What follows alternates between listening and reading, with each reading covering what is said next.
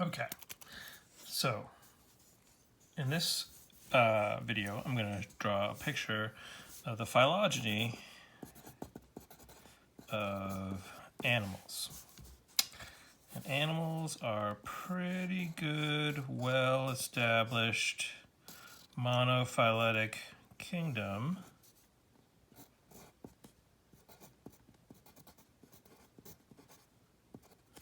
They are one of the crown eukaryotes, meaning they are a good monophyletic kingdom. So we know that there are no things that are really outside of animals, though there's some that are close. And everything that is in the animals is an animal. So animals, as we know, are all heterotrophic. They have to eat other organisms. And they feed by ingestion. They don't absorb their food like fungi do. They have mouths. They're also diploid dominant.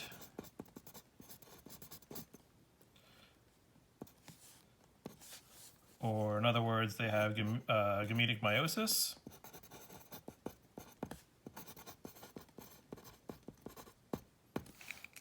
I dotted my E. There we go. Fine. And what else do? They also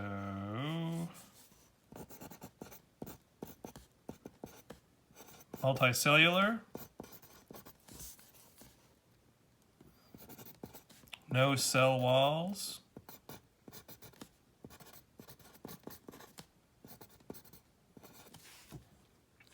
they can move through locomotion. And they can do this through things like muscles, and they have nerves and all kinds of other things. So anyway, where do the animals begin?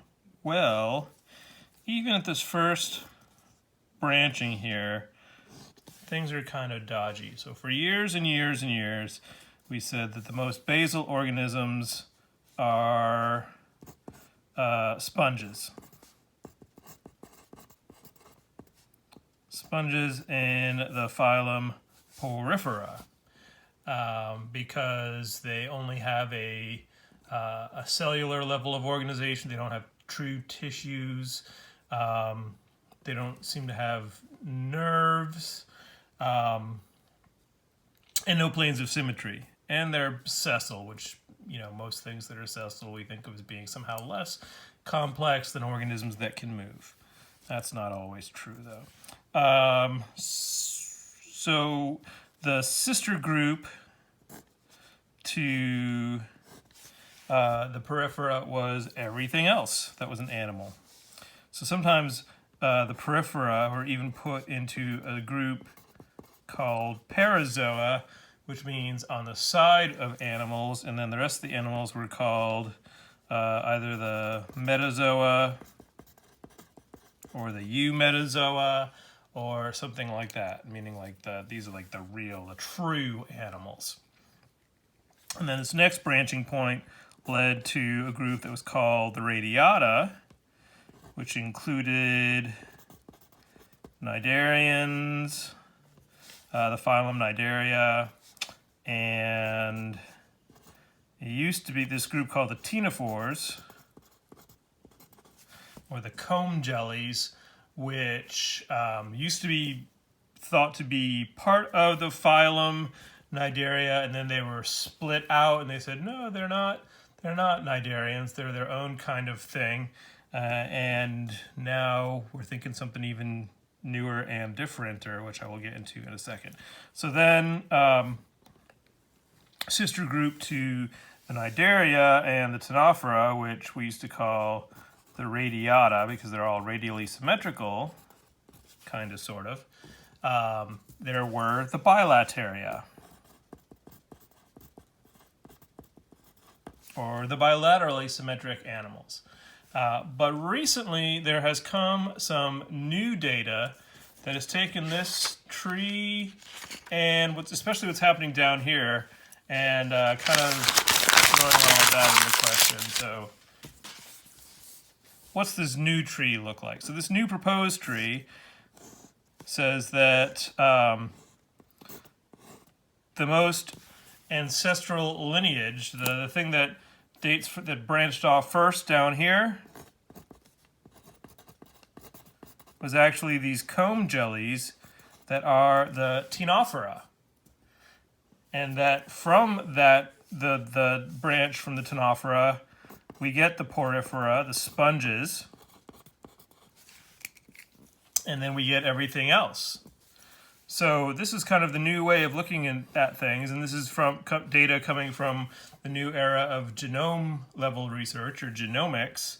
And this is still kind of not universally accepted, but it is an interesting viewpoint that many textbooks now are at least pointing to the fact that there is some controversy here as to what these earliest animal lineages, what the phylogeny actually looks like. So I'm going to leave it like this because some of this work was actually done here at Auburn. And if you want to go and talk about why the Ctenophora belong over here and not over here, then you can go and talk to Dr. Ken Halanich about that. I'm sure he would relish the opportunity to have the conversation. Anyway, so what branches off from here? We still have the Cnidaria as being one of the earliest branching lineages off of the animal family tree. And then sharing a sister to them, then we have the Bilateria.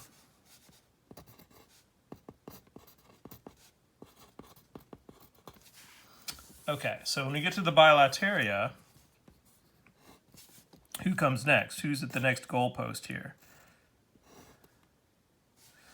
So there are some animals here that are called the Acela because they are acoelomate. Some of the flatworms actually belong over here, but then some of the flatworms we're going to find elsewhere because the flatworms, as it turns out, are not monophyletic either. So here we have a branching point.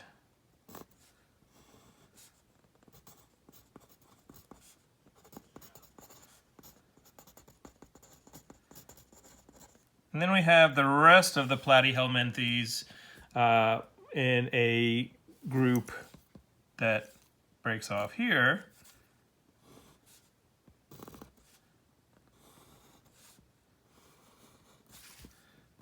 And then we have a major branch point here where we have two major groups within this lineage. In this lineage here, all of these animals in this lineage, these are the protostomes. Okay, so in the protostomes, we've got the Platyhelminthes, which seem to be they might be over their own thing. It's kind of not entirely clear, at least not to me. Lopho, Tropho, Lopho, Trocho, Zoa. So we have two groups here, the Lophotrochozoa and the Ecdysozoa. So the two major groups of protostomes, Platyhelminthes is relatively minor, but Lophotrochozoa and Ecdysozoa, these are clades. You could call them superphyla, you could call them subkingdoms. In this kind of cladist era, it doesn't really matter what we call that level, other than ultimately it's a clade, and it's probably going to remain a clade. So the Lophotrochozoa are considered to be the non-molting protostomes, and the Ecdysozoa are the molting protostomes. So the Lophotrochozoa is so called because all members, besides sharing that trait that they don't molt, they share characteristics that they either have a lophophore, which is a kind of a U-shaped tentacled feeding structure around their mouth, or they have a trochophore larva, which is this kind Kind of has these two halves to it. It's got this cute little tuft of things up there. So lophophores and trochophore larvae, and that's how we eat the Lophotrochozoa. The ecdysozoa are so called because these are all protostomes that have some sort of cuticle or exoskeleton that they have to periodically molt. So that includes all of the arthropods, and arthropods are things like insects and arachnids and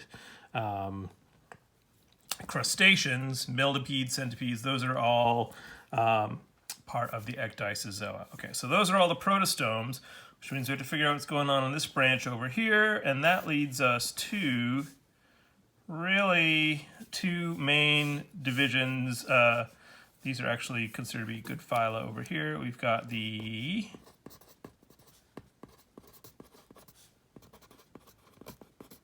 Echinodermata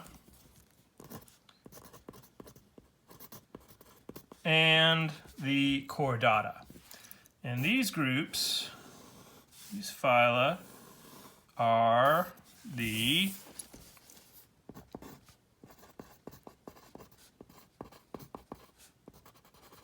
deuterostomes.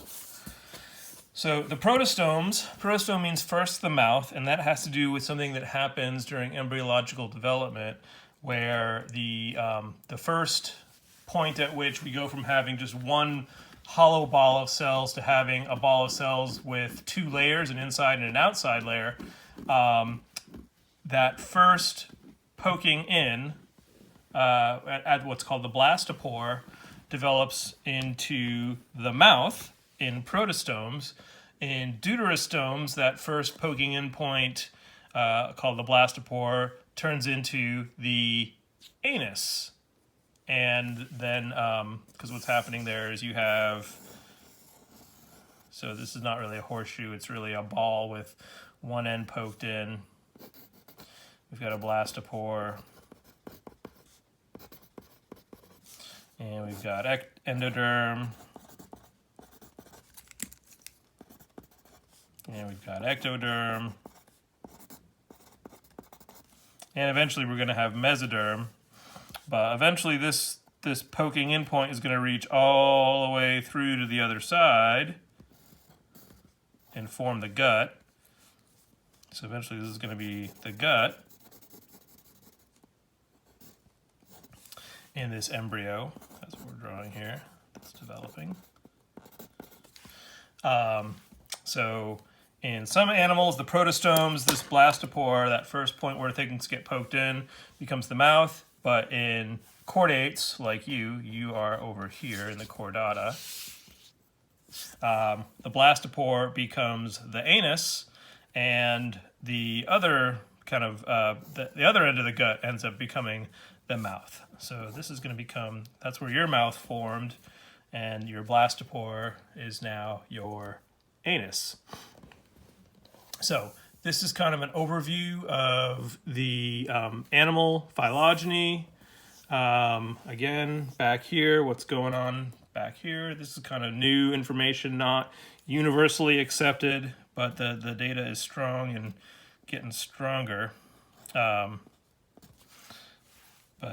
so ctenophores and cnidarians, not monophyletic. That's one of the least things we can say. So we see a lot of these evolutionary trends going from sort of asymmetric to radially symmetric to bilaterally symmetric, and then branching into the protostomes and the deuterostomes.